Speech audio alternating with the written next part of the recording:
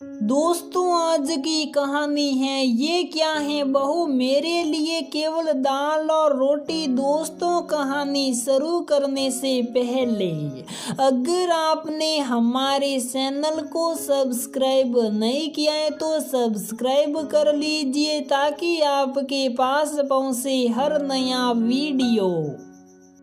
मालिनी जी का जैसे खून सूख गया हो, पर पति, बेटे और ननद के होते हुए वो कुछ नहीं कह सकती थी।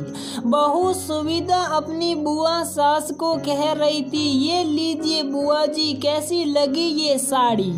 मम्मी जी ने खास आपके लिए ली है, बहुत ही खूबसूरत है। शुक्रिया भाभी। बुआ जी खुश थी और मालिनी जी गुस्से से जल भून रही थी क्योंकि उन्होंने ये साड़ी अपनी शादी की 25वीं सालगिरह के लिए खास तौर से तैयार करवाई थी। पर बहू पता नहीं कहां से ठीक बुआ जी के जाते वक्त इसे निकाल लाई और वो कुछ न कर सकी।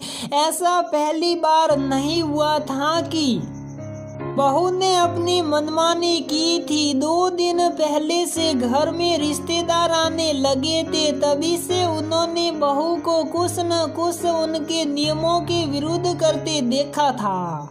उन्हें समझ नहीं आ रहा था कि बहू ऐसे क्यों कर रही हैं। 2 साल पहले सुविधा की शादी उनके बेटे से हुई थी।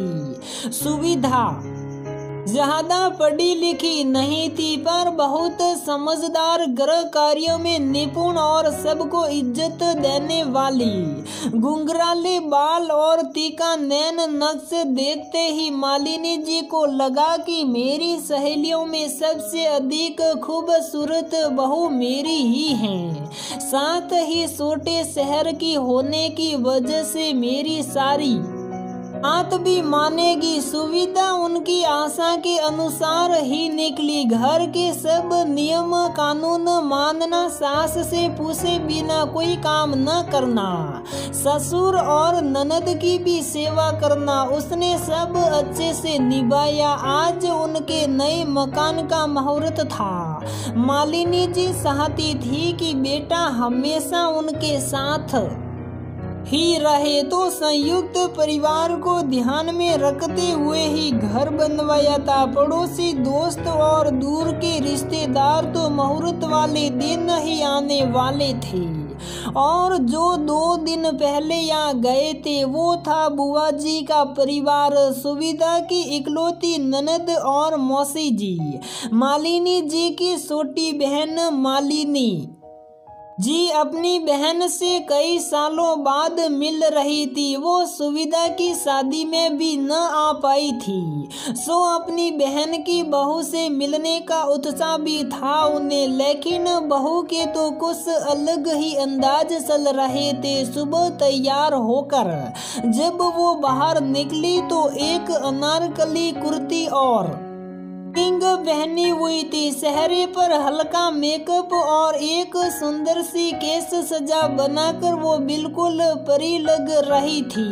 पर सास ससुर दोनों हक्के बक्के रह गए। माथे तक पल्लू करके रहने वाली बहू इस अवतार में, पर घर में फंक्शन के चलते वो छुप रहे। सुविधा सबको चाय नाश्ता करवाने लगी। थोड़ी देर में मालिनी जी बेटे के साथ बाजार से कुछ सामान लाने जाने लगी कि बहू आगे आ गई। मम्मी जी मैं चली जाती हूँ, लाइए सामान की लिस्ट मुझे दीजिए। शादी के बाद तो पति पत्नी साथ में जाते ही अच्छे लगते हैं, ये कहते हुए सुविधा कार में बैठ गई। मालिनी जी हत परबसी देखती रह गई। दोपहर के खाने में तरह तरह के पकवान बने थे, अलग अलग किस्म की मिठाई, सब्जियां। मालिनी जी का पसंदीदा पनीर कोरमा और सोहन हलवा। मालिनी जी को जितना तरह तरह के व्यंजन बनाने का शौक था उतना ही अपना मन पसंद खाने। अभी जवानी के दिनों में भी वो कभी आहार सचेत नहीं रही। वो सब मेहमानों के भोजन करने का इंतजार कर रही थी। बहू सबके खाने का ध्यान रख रही थी। ज्यादातर मेहमानों ने जब भोजन कर लिया तो उसने अपनी सास के लिए भी थाली लगा ली। ये क्या है बहू, केवल दाल और रोटी, बाकी सब क्या खत्म हो गया? और ये बेस्वाद सलाद, तुम जानती हो मुझे बिल्कुल पसंद नहीं। मालिनी जी को अपनी थाली देखकर ताव आ गया था। हाँ मम्मी जी, मैं आपकी पसंद नापसंद अच्छे से जानती हूँ, लेकिन बढ़ती उम्र में सादा खाना ही सेहत के लिए अच्छा रहता है। आप अभी से आदत डाल लीजिए। सुविधा कहकर अपने कामों में लग गई। बुआ जी और ननद के जाने के बाद वहां अब मौसी जी की विदाई की तैयारी करने लगी। मालिनी जी अपनी बहन के साथ बैठकर बातें कर रही थी। सुविधा आई और बोली, वैसे मम्मी जी आप ऊपर वाले हिस्से में एक रसोई भी बनवा ही लेते, मैं अपना खाना अलग पकाऊंगी, तब जरूरत पड़ेगी। ये सब क्या है बहू, हद हो गई बदतमीजी की। मौसी जी का गुस्सा 7वें आसमान पर था। मैं 2 दिन से देख रही हूँ, तुम बस अपने मन की ही करे जा रही हो। क्या सोचती हो कि तुम अपनी सास पर भारी पड़ जाओगी? क्यों जीजी, आप तो कहती थी बहू बहुत संस्कारी हैं, सुशील हैं, पर या तो कुछ और ही नजर आ रहा है। मुझे क्या पता था कि ये ऐसे अपने रंग दिखाएगी। पहले तो सब ठीक ही था। मालिनी जी भी अब जवाब चाहती थी, क्यों बहू, मैं भी जानना चाहती हूँ तुम्हारे इस बदले हुए व्यवहार की वजह। आखिर क्या सहा था मैंने? बस एक आज्ञाकारी बहू, पर तुम मेरी हर बात का विरोध करने पर तुल गई हो। ऐसा भी क्या घट गया, बोलो? आप दोनों बेवजह ही गुस्सा हो रही हैं। मैंने तो जो भी किया वो अपनी आदरणीय सासू माँ की आज्ञा के अनुसार ही था। मैं अपनी सास पर भारी नहीं हूँ। मालिनी जी और उनकी बहन अवाक सी सुविधा को सुन रही थी। जब इस घर में मैं शादी करके आई थी तो मैं अपनी ननद जी के लिए एक से एक तोहफे और कपड़े लाई थी, पर मम्मी जी आपने उन सब के साथ साथ मेरी पसंदीदा ड्रेस जो मैंने हनीमून के लिए बड़े शौक से बनवाई थी वो भी उन्हें दे दी, ये कहते हुए कि ननद को जितना अच्छा दोगी उतना ही घर संपन्न होगा। बस इसलिए ही मैंने बुआ जी को आपकी अच्छी वाली साड़ी निकाल कर दी।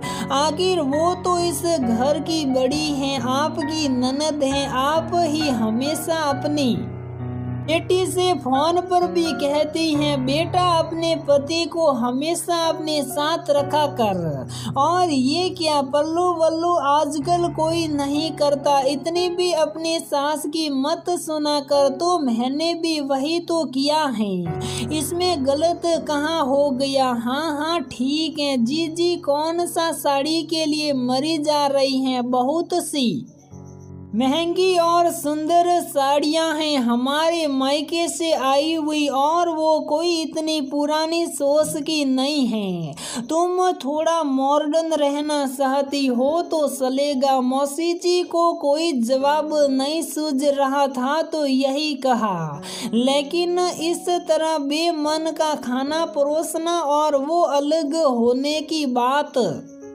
वो किसने सिखाया? हमारे घर में ऐसा सोचना भी पाप है। अपने मायके से ही सीख कर आई होगी तुम ये सब।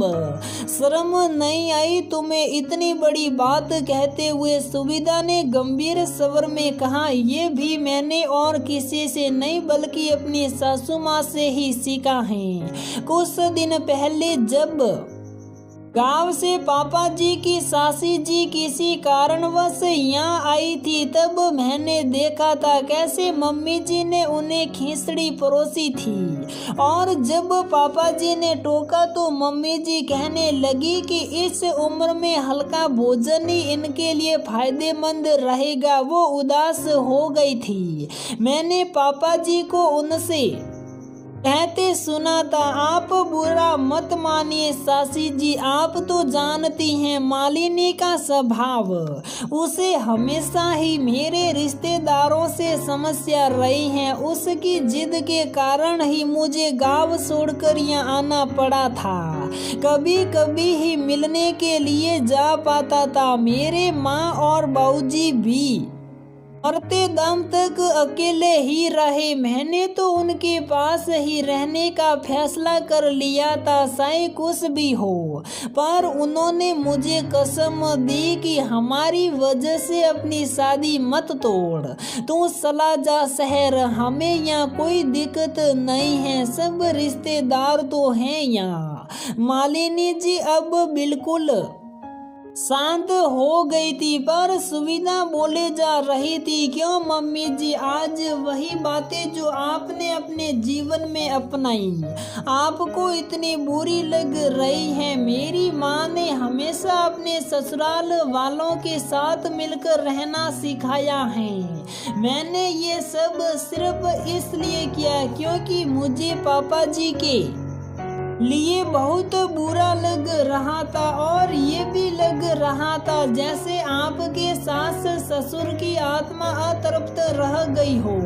साथ ही साथ आप अपनी बेटी को भी उसकी सास के खिलाफ भड़काती हैं, तो इस घर की बहू होने के नाते मेरा फर्ज बनता है उनको सही बात समझाना। मौसी जी के पास शब्द नहीं थे कुछ कहने को। अपनी बहन की तरफ से शर्मिंदा महसूस कर रही थी। उन्होंने अपना सामान उठाया और वहां से चली गई। मालिनी जी बहुत देर तक ऐसे ही बैठी रही। दिवंगत सास ससुर का चेहरा उनकी आंखों के सामने आ रहा था। किस तरह वो उसे बेटी की तरह मानते थे। उनके शहर आते वक्त कैसे झरझर आंसू बहा रहे थे वो। ये सब सोचते सोचते वो उठी और अपने पति के पास जाकर बोली, मुझे माफ कर दीजिए, मैंने आपको और माँ बाबूजी को अलग करके आप सबका बहुत दिल दुखाया। मैंने पाप किया है, हो सके तो मुझे माफ कर देना। आज मेरी ही बहू ने मुझे सच का आईना दिखाया है। मैं बीता हुआ समय तो वापस नहीं ला सकती, लेकिन अपनी बेटी के हाथों इतिहास दोहराने नहीं दूंगी। उसे समझाऊंगी। सुविधा अपने ससुर जी के चेहरे पर संतोष के भाव देख रही थी और सास की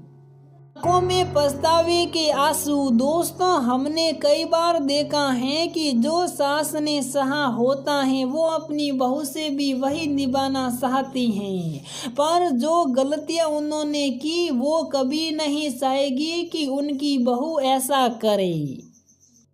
तो दोस्तों, हमारी ये कहानी यहीं पर समाप्त होती है। अगर आपको हमारी ये कहानी पसंद आती है तो प्लीज़ वीडियो को लाइक करें, शेयर करें और हमारे चैनल को सब्सक्राइब ज़रूर करें।